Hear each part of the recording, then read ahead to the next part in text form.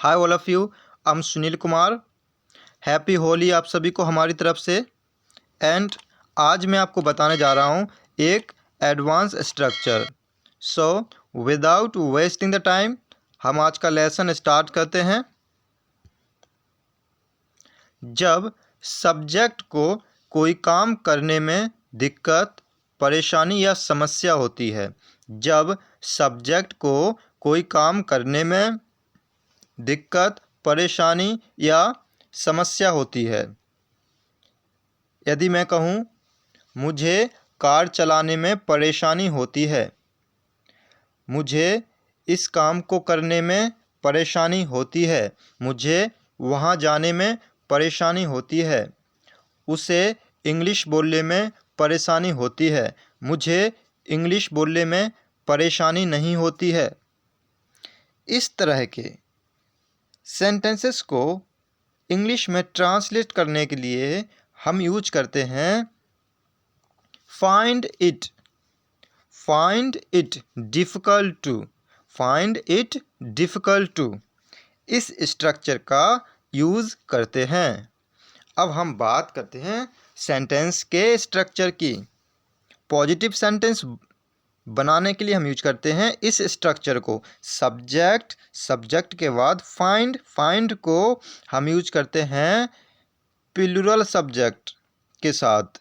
इस स्ट्रक्चर को हम सिंपल प्रेजेंट टेंस में ट्रांसलेट करते हैं। फाइंड्स को यूज करते हैं सिंगुलर सब्जेक्ट के साथ। इट डिफ़िकल्ट टू, फिर वर्ब की फर्स्ट फॉर्म को यूज करते हैं। वर्ब के बाद यदि ऑब्जेक्ट आता है तो ऑब्जेक्ट को यूज करते हैं, अदरवाइज बिना ऑब्जेक्ट के ही सेंटेंस को ट्रांसलेट करते हैं। नेगेटिव सेंटेंस बनाने के लिए हम इस स्ट्रक्चर का यूज करते हैं। सब्जेक्ट डोंट को हम प्लूरल सब्जेक्ट के साथ यूज करते हैं। डजंट को हम सिंगुलर सब्जेक्ट के साथ यूज करते हैं। इसके बाद यूज करते हैं find it difficult to, verb की फर्स्ट फॉर्म। वर्ब के बाद यदि ऑब्जेक्ट आता है तो ऑब्जेक्ट को यूज करेंगे, अदरवाइज बिना ऑब्जेक्ट के ही सेंटेंस को ट्रांसलेट करते हैं। इंट्रोगेटिव सेंटेंस बनाने के लिए हम यूज करते हैं इस स्ट्रक्चर को। इंट्रोगेटिव सेंटेंस बनाने के लिए पहले हम यूज करते हैं हेल्पिंग वर्ब को। हेल्पिंग वर्ब के बाद सब्जेक्ट के बाद फाइंड इट डिफ़िकल्ट टू। इसके बाद यूज करते हैं वर्ब की फर्स्ट फॉर्म को। डू को हम प्लूरल सब्जेक्ट के साथ यूज करते हैं, डज को हम सिंगुलर सब्जेक्ट के साथ यूज करते हैं। Interrogative sentence with question word, interrogative sentence with question word, हम इस स्ट्रक्चर को यूज करते हैं। अब हम कुछ सेंटेंसेस प्रैक्टिस कर लेते हैं ताकि आपको अच्छी तरह से समझ में आ जाए। पॉजिटिव सेंटेंस बनाने के लिए हम इस स्ट्रक्चर को यूज करते हैं। मुझे यह काम करने में परेशानी होती है, मुझे यह काम करने में परेशानी होती है। I find it difficult to do this work. I find it difficult to do this work. तुमको इंग्लिश बोलने में परेशानी होती है, तुमको इंग्लिश बोलने में परेशानी होती है। You find it difficult to speak English. You find it difficult to speak English. उसको मुझसे बात करने में परेशानी होती है, उसको मुझसे बात करने में परेशानी होती है। She finds it difficult to talk to me. She finds it difficult to talk to me.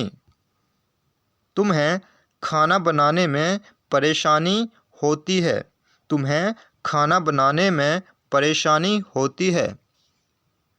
You find it difficult to make food. You find it difficult to make food.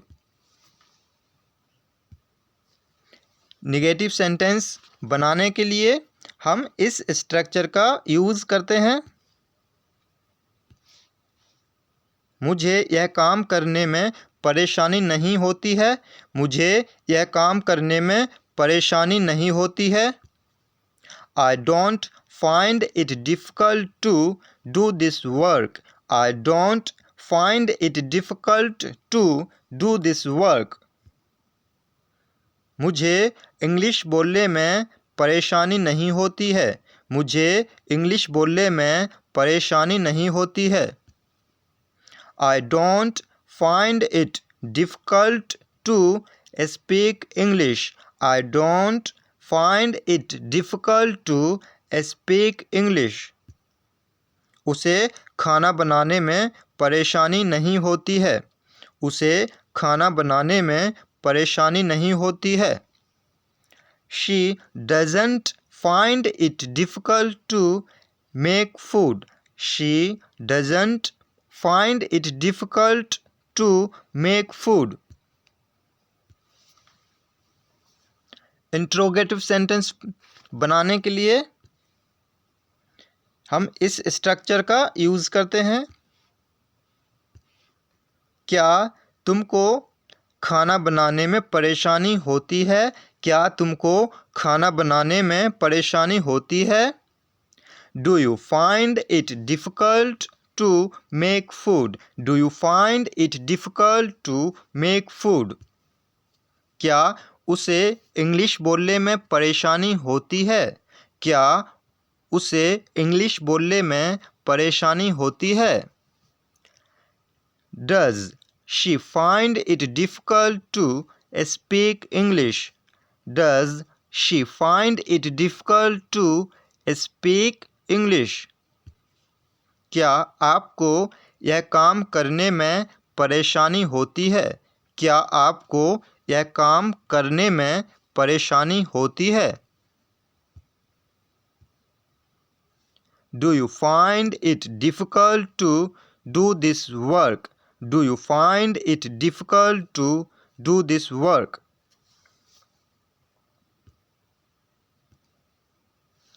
Interrogative sentence with question word. इस structure को use करते हैं हम. उसे खाना बनाने में परेशानी क्यों होती है? उसे खाना बनाने में परेशानी क्यों होती है? Why does she find it difficult to make food? Why does she find it difficult to make food?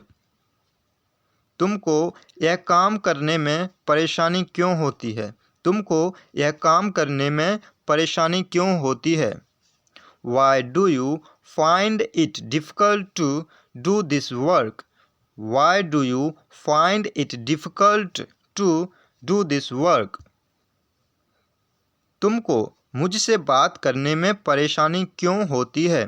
तुमको मुझसे बात करने में परेशानी क्यों होती है? Why do you find it difficult to talk to me? Why do you find it difficult to talk to me?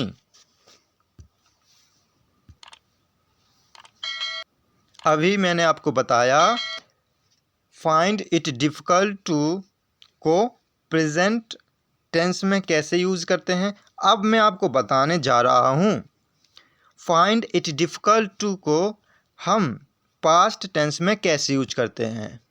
इसको हम सिंपल पास्ट टेंस में यूज़ करते हैं. सेंटेंस स्ट्रक्चर की बात करते हैं. इसमें हम यूज करते हैं पहले सब्जेक्ट. सब्जेक्ट के बाद फाउंड इट डिफ़िकल्ट टू. उसके बाद यूज करते हैं वर्ब की फर्स्ट फॉर्म को. यदि वर्ब के बाद ऑब्जेक्ट आता है देन हम ऑब्जेक्ट को यूज़ करते हैं. अदरवाइज बिना ऑब्जेक्ट के सेंटेंस को हम ट्रांसलेट करते हैं. इस स्ट्रक्चर को हम पॉजिटिव सेंटेंस में बनाने के लिए यूज करते हैं. फाउंड जो है ये वर्ब की सेकंड फॉर्म है क्योंकि हम जानते हैं कि सिंपल पास्ट टेंस में पॉजिटिव सेंटेंस बनाने के लिए हम वर्ब की सेकंड फॉर्म को यूज़ करते हैं. अब हम कुछ सेंटेंसेस प्रैक्टिस कर लेते हैं ताकि आपको अच्छी तरह से समझ में आ जाए. मुझे यह काम करने में परेशानी हुई. मुझे यह काम करने में परेशानी हुई. I found it difficult to do this work. I found it difficult to do this work. क्या तुमको वहाँ जाने में परेशानी हुई? क्या तुमको वहाँ जाने में परेशानी हुई? Did you find it difficult to go there? Did you find it difficult to go there? ये जो सेंटेंस है इंट्रोगेटिव सेंटेंस है, इसलिए हमने हेल्पिंग वर्ब को यूज़ किया है पहले। सिंपल पास्ट टेंस में हम डिड हेल्पिंग वर्ब को यूज़ करते हैं। तुमको यह काम करने में परेशानी क्यों हुई? तुमको यह काम करने में परेशानी क्यों हुई? Why did you find it difficult to do this work? Why did you find it difficult to do this work?